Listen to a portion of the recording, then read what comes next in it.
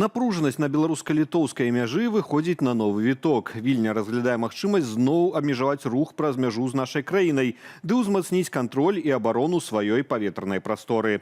МЗС Літвы выставіла ноту пратэсту афіцыйнаму Менску. Прычынай стаў запуск метэазондаў, якія парушылі літоўскую паветраную прастору, і новая спроба нелегальнай міграцыі з боку нашай краіны.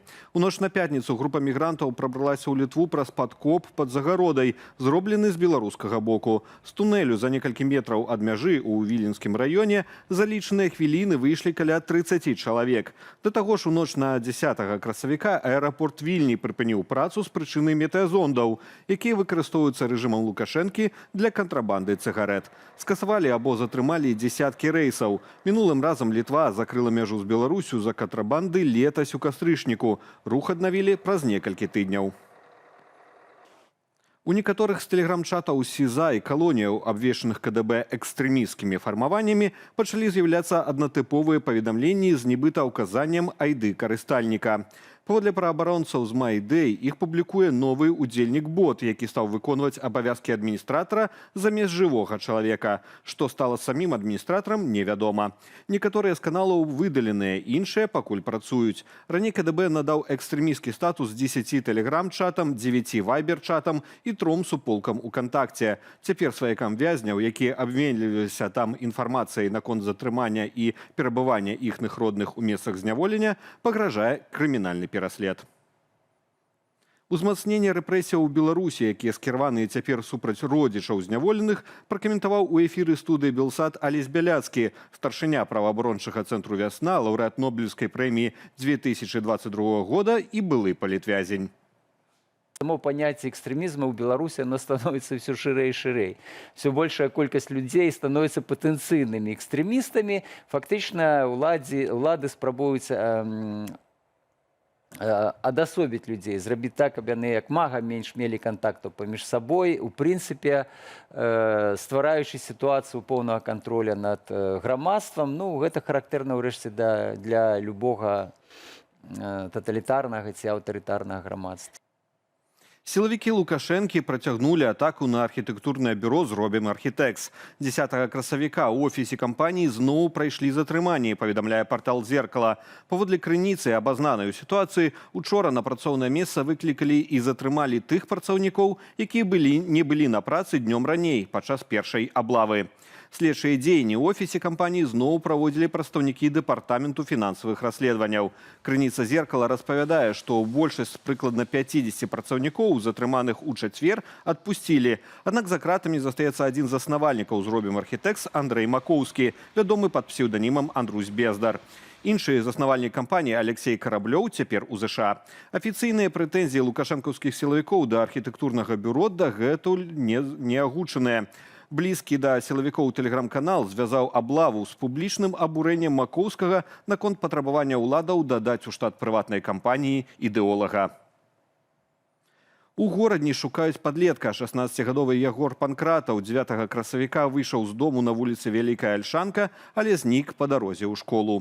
Апрануты хлопец быў так, як на фотаздымку, што вы цяпер бачыце. Пры сабе меў тэлефон, але без сім-карты. Усіх, хто бачыў Ягора ці мае нейкую інфармацыю, дзе ён цяпер, просяць патэлефанаваць на нумары, паказаныя на экране.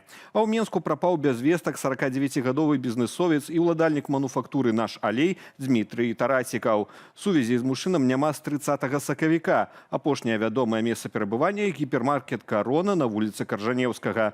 За некалькі дзён да гэтага мужчына пісаў дачцэ і скардзіўся на дэпрэсію. Да пошукаў Дмітрая далучыліся атрад «Анёл» і сталічная міліцыя.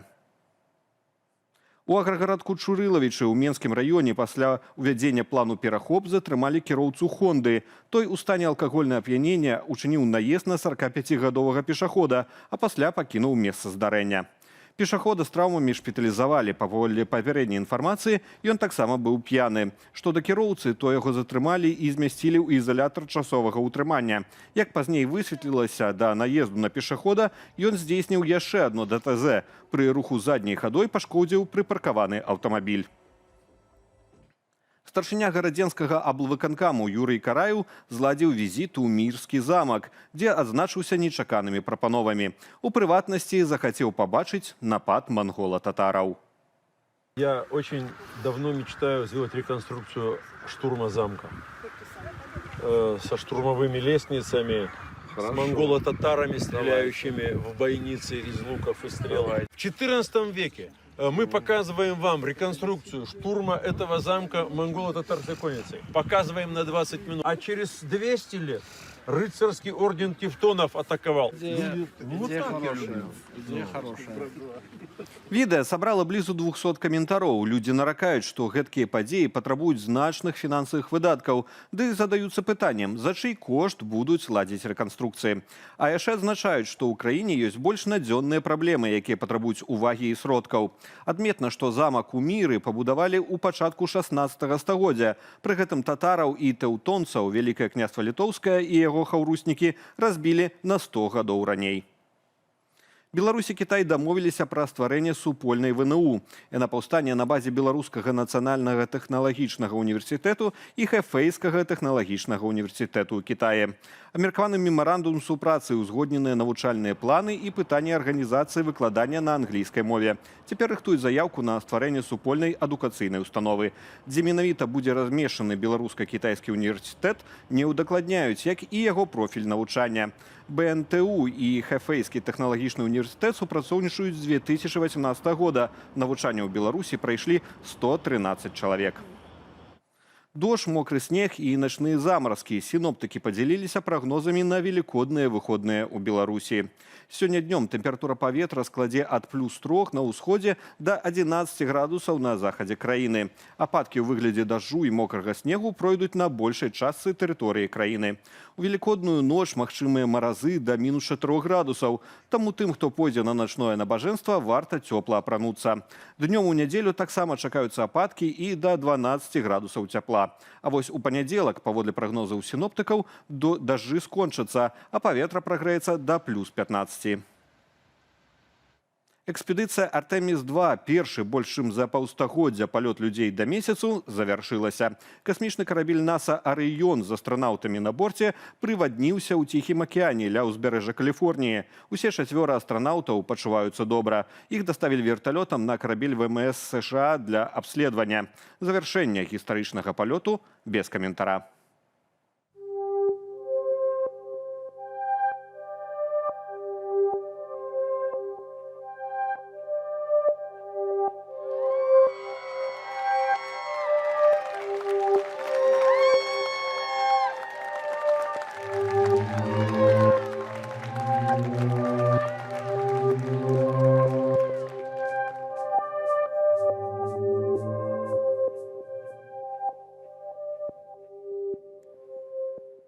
Больш падрабязная інфармацыйная карціна дня у маіх калегаў у аб'ектыве о 19 гадзіне па Менску.